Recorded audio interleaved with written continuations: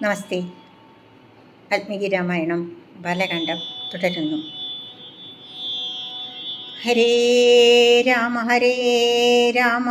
രാമ രാമ ഹരേ ഹരേ, ഹരേ കൃഷ്ണ കൃഷ്ണ കൃഷ്ണ ഹരേ ഹരേ. ഓം ഗുരുർബ്രഹ്മ ഗുരുർവിഷ്ണു ഗുരുർദേവോ മഹേശ്വര ഗുരു സാക്ഷാൽ പരബ്രഹ്മ തസ്മൈ ശ്രീ ഗുരവേ നമഃ. ഇനി ചതുസപ്തതിതമ സർഗ, 74 സർഗമാണ് ബാലകാണ്ഡം. അതിൽ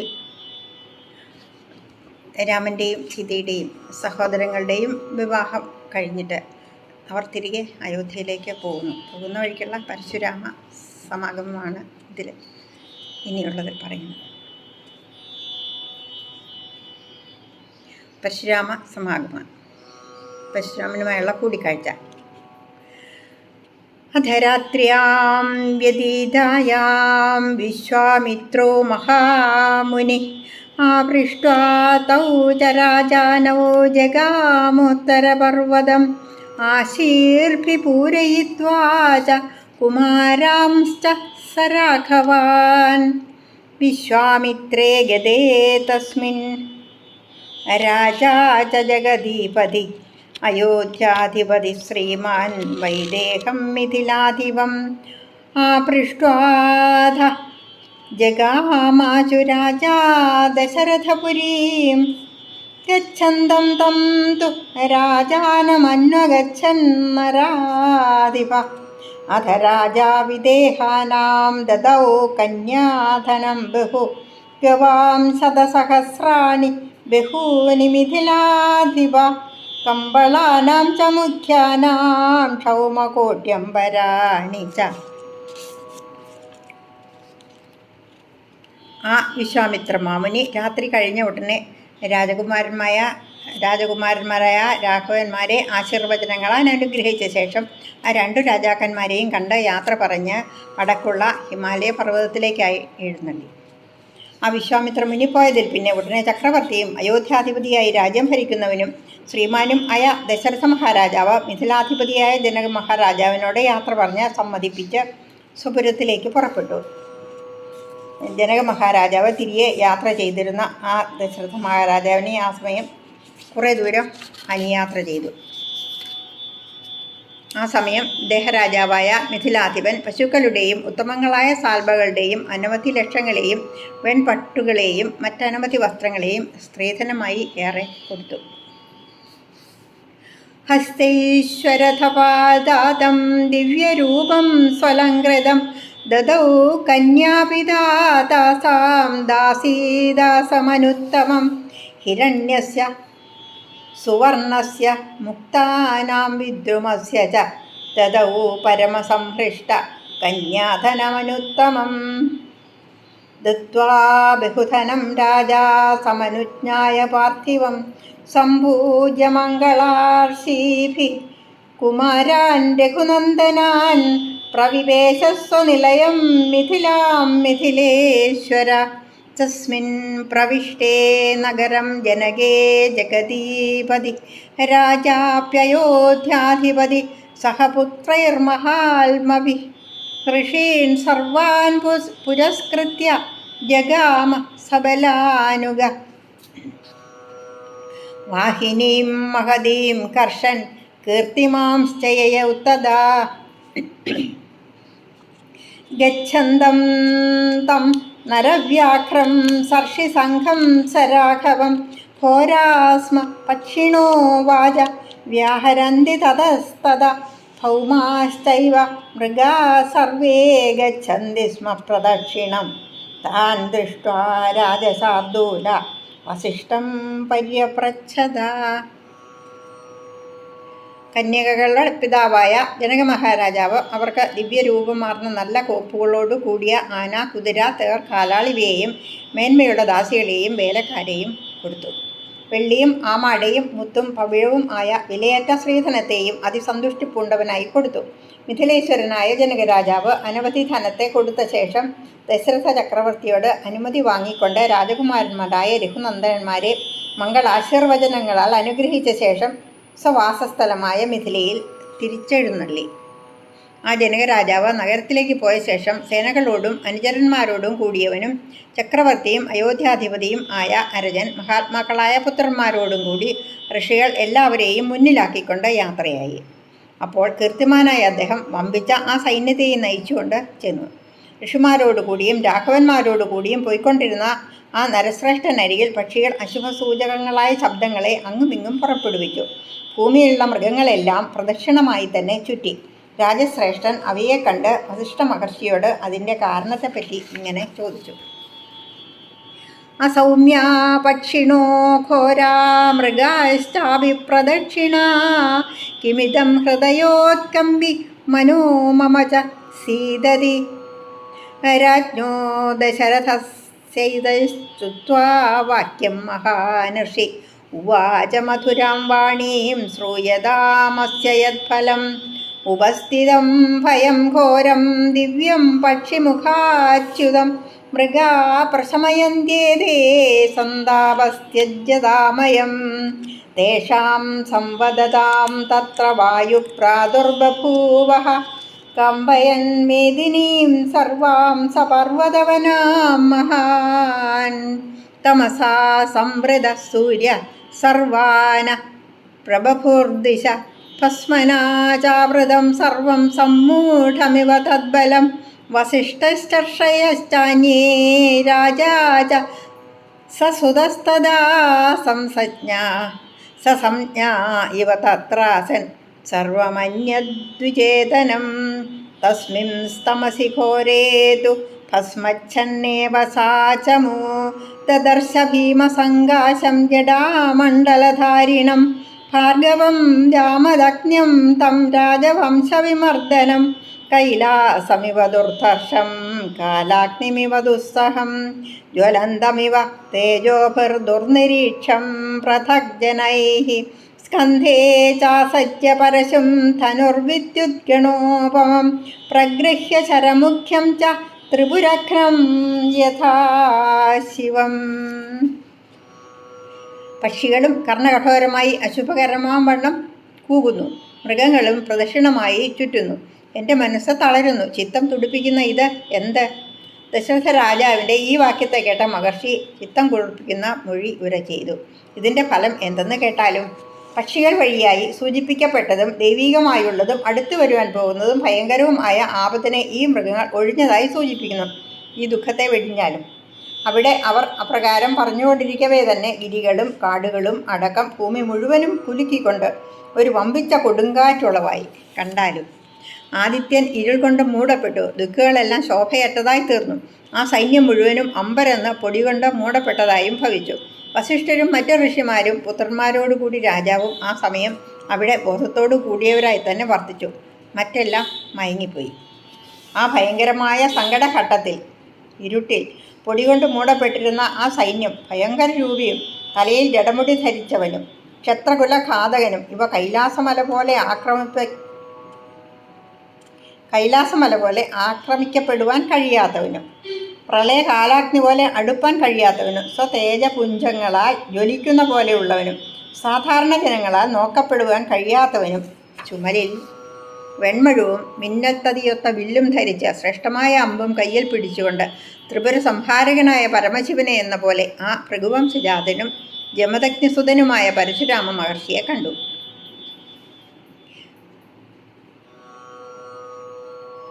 തം ദൃഷ്ട്വാ ഭീമസങ്കാശം ജ്വലന്തമിവ പാവകം വസിഷ്ഠപ്രമുഖാ സർവേ ജപഹോമപരായണാഃ സംഗതാ മുനയഃ സർവേ സംജജൽപു രഥോമിഥ കച്ചിത് പൃഥുവഥാമർഷി ക്ഷത്രം നോത്സാദയിഷ്യതി പൂർവം ക്ഷത്രവധം കൃത്വാ ഗതമന്യുർഗതജ്വര ക്ഷത്രസ്യോത്സാദനം ഭൂയോ ന ഖല്വസ്യ ചികീർഷിതം ഏവമുക്താർഘ്യമാദായ ഭാർഗവം ഭീമദർശനം ഋഷയോ രാമ രാമേതി മധുരം വാക്യമബ്രുവൻ പ്രതിഗ്രഹ്യതു താം പൂജാമൃഷിദത്താം പ്രതാപവാൻ രാമം ദാശരഥിം രാമോ ജാമദഗ്ന്യോഭ്യഭാഷത. ഭയങ്കര രൂപിയും അഗ്നിയെപ്പോലെ ഉജ്ജ്വലിച്ചുകൊണ്ടിരുന്നവനും ആയ അദ്ദേഹത്തെ കണ്ട് ജപം, ഹോമം തുടങ്ങിയ കൃത്യങ്ങളിൽ നിരതന്മാരായ വസിഷ്ഠ മഹർഷി മുതലായ എല്ലാവരും ഒന്നിച്ചുകൂടി മുനിമാർ എല്ലാവരും സന്ദേഹം പൂണ്ടവരായി തങ്ങൾ തമ്മിൽ ആലോചന ചെയ്തു. അച്ഛനെ കൊന്ന കാരണത്താൽ ഉള്ളിൽ വൈരം വെച്ചുകൊണ്ടിരിക്കുന്ന ഈ പരശുരാമൻ ക്ഷത്രിയകുലത്തെ നശിപ്പിക്കാൻ പോകുന്നുവോ എന്തോ? പണ്ടേ തന്നെ ക്ഷത്രിയന്മാരെ എല്ലാം വധിച്ച് കോപം ശമിച്ചവൻ, വൈരം നശിച്ചവൻ, വീണ്ടും അദ്ദേഹത്തിന് ക്ഷത്രകുലത്തിൻ്റെ നാശത്തെപ്പറ്റി ആഗ്രഹം ഉണ്ടാകില്ല തന്നെ. ഇങ്ങനെ പറഞ്ഞുകൊണ്ട് ഋഷിമാർ അർഘ്യത്തെ എടുത്തുകൊണ്ട് ഭയങ്കര രൂപിയായ പരശുരാമനെ നോക്കി സൗമ്യതയോടെ രാമ രാമ എന്ന് വിളിച്ചുകൊണ്ട് എതിരേറ്റു. ഋഷിദത്തമായ ആ ഉപചാരത്തെ ഏറ്റുകൊണ്ട് പ്രതാപശാലിയായ ജമദഗ്നിപുത്രനായ പരശുരാമൻ ദശരഥകുമാരനായ ശ്രീരാമനോടായി മാത്രം ഇപ്രകാരം ഒരു വാക്കരുളി ചെയ്തു. ഇത്യാർഷെ ശ്രീമദ് രാമായണേ വാൽമീകി ആദികാവ്യേ ബാലകാണ്ഡേ ചതുസപ്തതിതമ സർഗ 74-ാം സർഗം സമാപ്തം. ഇനി പഞ്ചസപ്തതിതമ സർഗ 75-ാം സർഗം പരശുരാമവാക്യം. രാമ ദാശരഥേ വീര വീര്യം തേ ശ്രൂയതോത്ഭുതം ധനുഷോ ഭേദനം ചൈവ നിഖിലേന മയാ ശ്രുതം തദദ്ഭുതമചിന്യം ച ഭേദനം ധനുഷസ്ത്വയാ തച്ഛ്രുത്വാഹമനുപ്രാപ്തോ ധനുർഗൃഹ്യാപരം ശുഭം. ദശരഥപുത്രനായ ഹേ രാമ വീര, അങ്ങയുടെ പരാക്രമം ആശ്ചര്യകരമാം വണ്ണം കേൾക്കപ്പെടുന്നു. വില്ലുമുറിച്ചതിനെ പറ്റിയും ഒട്ടൊഴിയാതെ എന്നാലും കേൾക്കപ്പെട്ടു. ഭവാൻ ചെയ്ത ആ ധനുർഭംഗം അത്ഭുതാവഹവും വിചാരിപ്പാൻ കഴിയാത്തതും തന്നെ. അതിനെ കേട്ട് ഞാൻ മറ്റൊരു ഉത്കൃഷ്ടമായ വില്ലിനെ കൈക്കൊണ്ട് ഇതാ വന്നിരിക്കുന്നു. തദിതം ഘോരസങ്കാശം ജാമദഗ്ന്യം മഹദ്ധനു പൂരയസ്വ ശരേണൈവ സ്വബലം ദർശയസ്വജ തദഹം തേ ബലം ദൃഷ്ട്വാ ധനുഷോऽസ്യ പ്രപൂരണേ ദ്വന്ദ്വയുദ്ധം പ്രദാസ്യാമി വീരശ്ലാഘ്യമിദം തവ ഭീതോ യദി ധനുസ്ത്യക്ത്വാ നിർജിതോസ്മീതി വാ വദ അഥവാ ദ്വന്ദ്വയുദ്ധം മേ ദാതാ ത്വം വൈ ന സംശയ.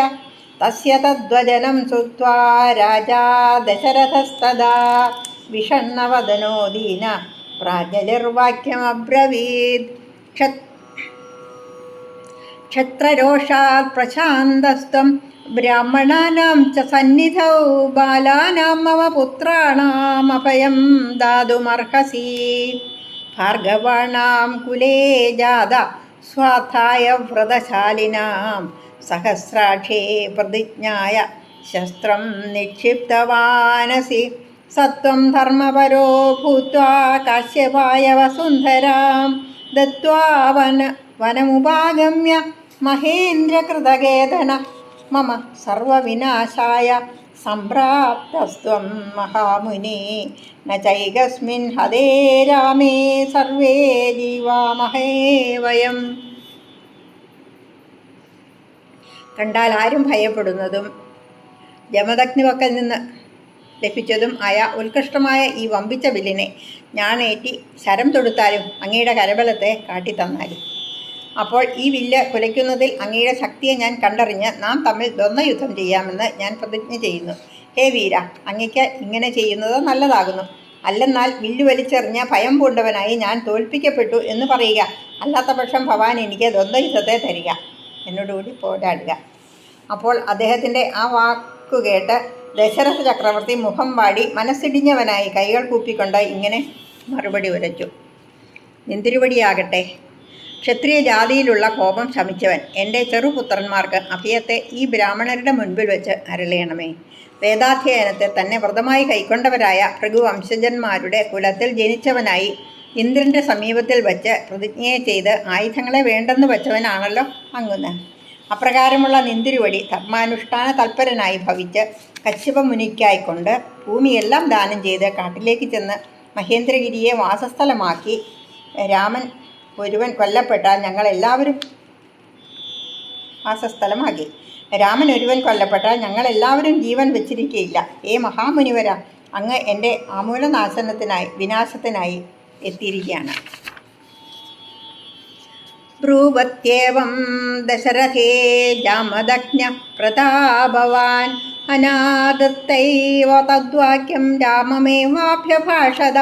इमे द्वे धनुषी श्रेष्ठे दिव्ये लोकाभिविश्रुते दृढे बलवती मुख्ये सुकृते विश्वकर्मणा അതിശ്രേഷ്ഠം സുരൈരേകം ത്രയംബകായ യുയുത്സവേ ത്രിപുരഘ്നം ധനു ശ്രേഷ്ഠം ഭക്തം കാകുസ്തയത്വയാ ഇതം ദ്വിതീയം ദുർധർഷം വിഷ്ണോർദത്തം സുരോത്തമൈ തദിദം വൈഷ്ണവം രാമ ധനു പരപുരഞ്ജയം സമാനസാരം കാകുസ്താരൗദ്രേണ ധനുഷാത്വിദം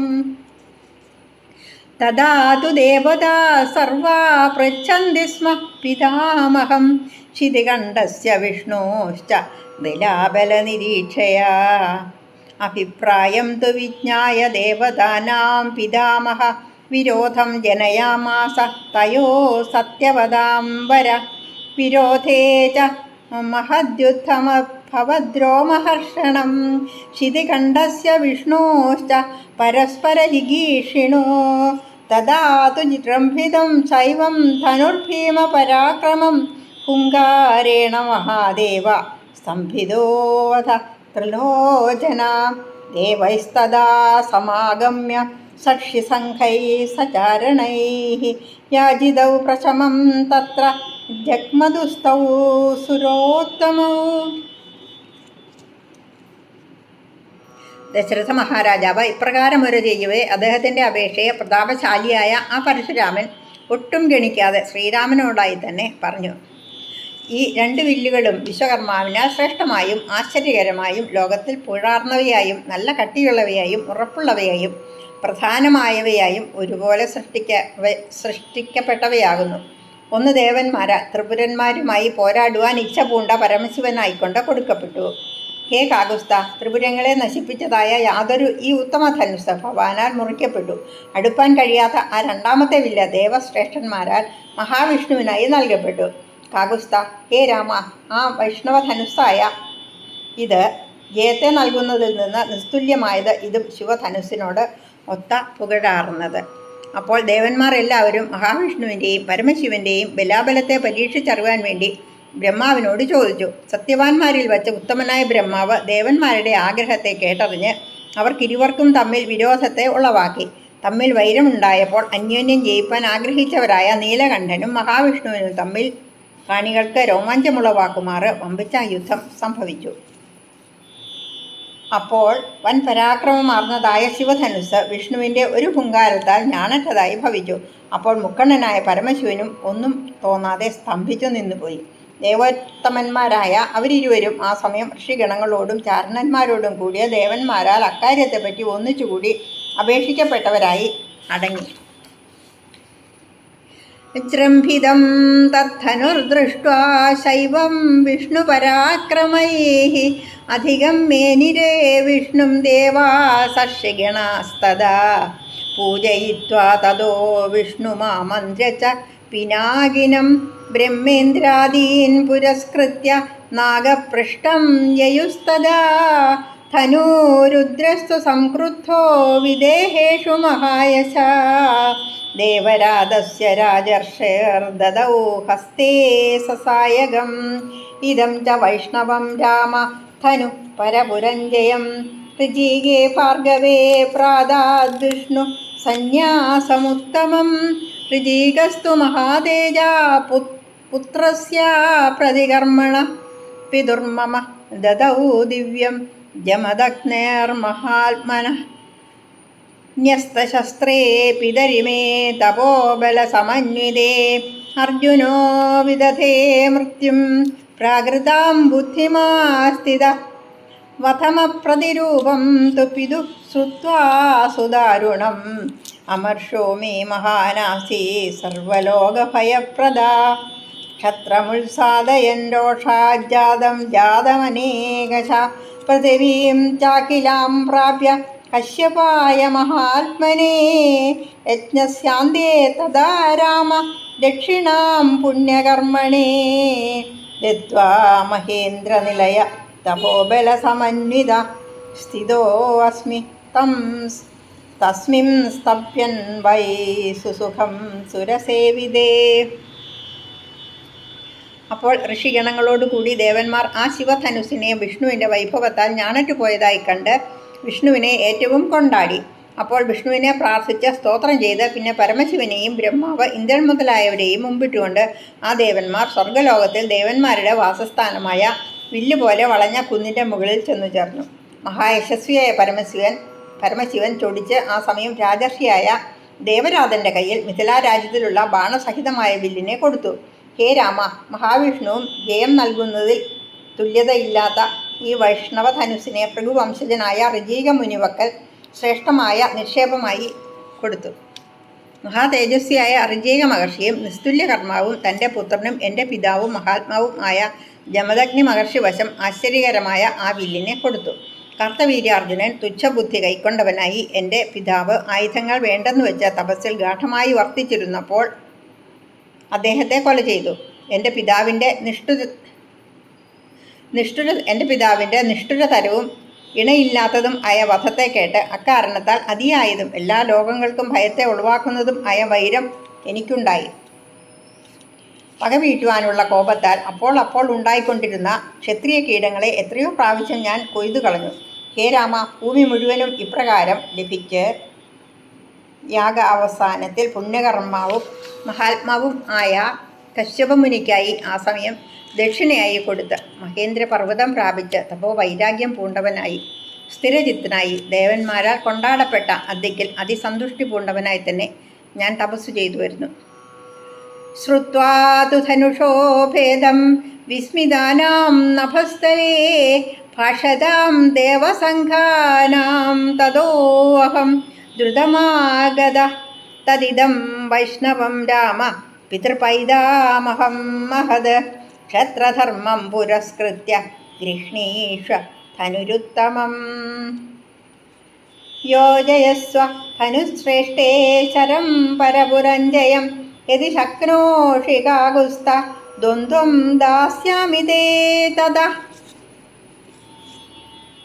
ഇപ്പോൾ ആകാശതലത്തിൽ ആശ്ചര്യഭരിതന്മാരായ ദേവഗണങ്ങൾ സംഭാഷണം ചെയ്തുകൊണ്ടിരിക്കെ വില്ലും മുറിച്ച സംഗതിയെപ്പറ്റി കേൾക്കിയാൽ അവിടെ നിന്നും ഞാൻ ബന്ധപ്പെട്ട് വന്നതാണ്. ഹേ രാമ, അച്ഛൻ മുത്തച്ഛന്മാരായി വച്ചുകൊണ്ടിരുന്നതും മാഹാത്മ്യമേറിയതും അത്യുത്തമവും മഹാവിഷ്ണുവിനേറ്റതുമായ ഈ വില്ലിനെ ക്ഷത്രിയധർമ്മത്തെ ഓർത്ത് കൈക്കൊള്ളുക. കാകുസ്ത, ഈ ഉത്തമധനുസിൽ ശത്രുപുരത്തെ വെല്ലുന്നതായ ശരം തൊടുത്താലും അപ്രകാരം ചെയ്യുവാൻ സാധിക്കുന്നുവെങ്കിൽ പിന്നെ ദ്വന്ദ്വയുദ്ധത്തെ ഭവാനുമായി ഞാൻ ചെയ്യുന്നുണ്ട്. ഇത്യാർഷേ ശ്രീമദ് രാമായണേ വാൽമീകിയെ ആദികാവ്യേ ബാലകാണ്ഡേ പഞ്ചസപ്തതിതമ സർഗ 75 സർഗം സമാപ്തം. നമസ്തേ.